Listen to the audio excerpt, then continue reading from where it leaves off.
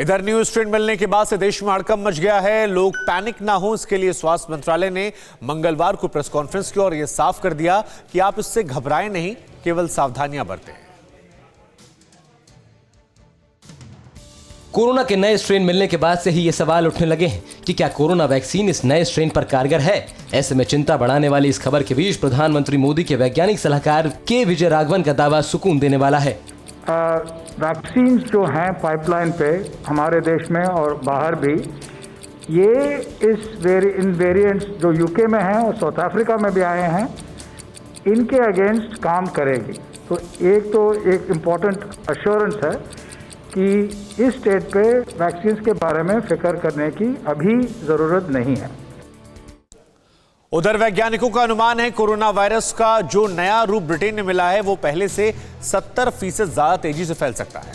आखिर ये new strain बनता कैसे है और ये कितना खतरनाक होता है, हम आपको दिखाएंगे। तो हम आपको थोड़ी तस्वीरें दिखाते हैं और उसके अलावा ग्राफिक जरिए आपको समझाते हैं। जीवों के म्यूटेशन से बनता है ये न्यू स्ट्रेन। इसके अलावा जीवों में जेनेटिक मटेरियल से बदलाव म्यूटेशन कहलाता है।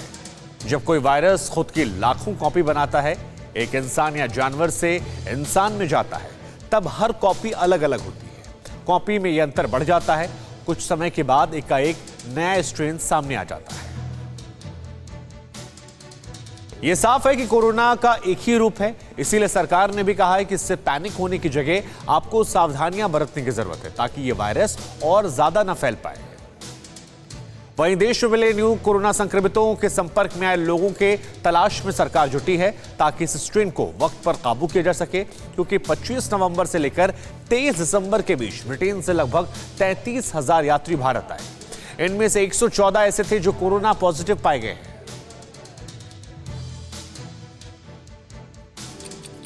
नए स्ट्रेन के मामले सामने आने के बाद केंद्र सरकार अलर्ट हो गई है। हेल्थ मिनिस्ट्री के मुताबिक 9 से 22 दिसंबर के बीच भारत आए इंटरनेशनल पैसेंजर्स जो सिम्टोमेटिक या संक्रमित पाए गए हैं, उनकी जीनोम सीक्वेंसिंग की जाएगी। बहरहाल न्यू स्ट्रेन वाले मरीजों के संपर्क में आए लोगों को भी अलग क्वारंटीन कर दिया गया है। नए संक्रमितों के संपर्क में आए दूसरे लोगों का भी पता लगाया जा रहा है। कुछ और सैंपल से भी नए जीनोम का पता लगाया जा रहा है। इस बीच 31 दिसंबर तक सस्पेंड यूके की उड़ानें आगे भी बंद रहने के संकेत केंद्रीय उड्डयन मंत्री हरदीप सिंह पुरी ने दिए हैं।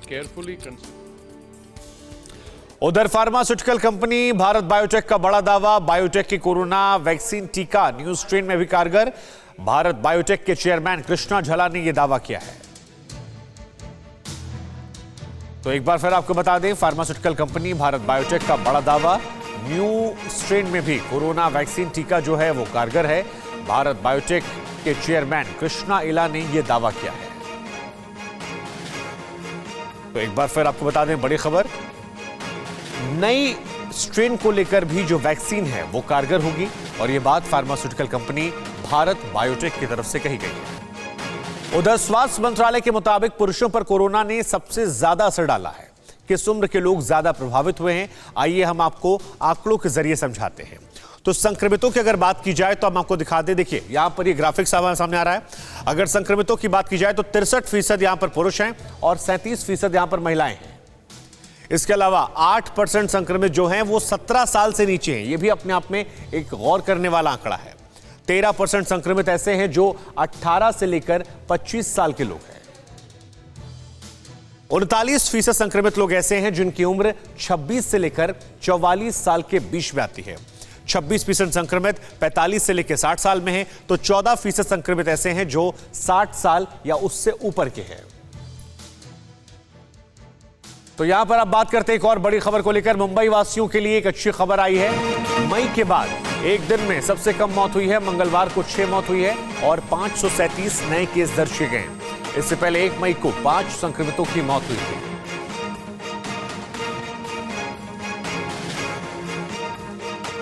तो मुंबई के लिहाज से अच्छा दिन, क्योंकि एक दिन में सबसे कम मौत पिछले काफी वक्त के बाद यहां पर हुई।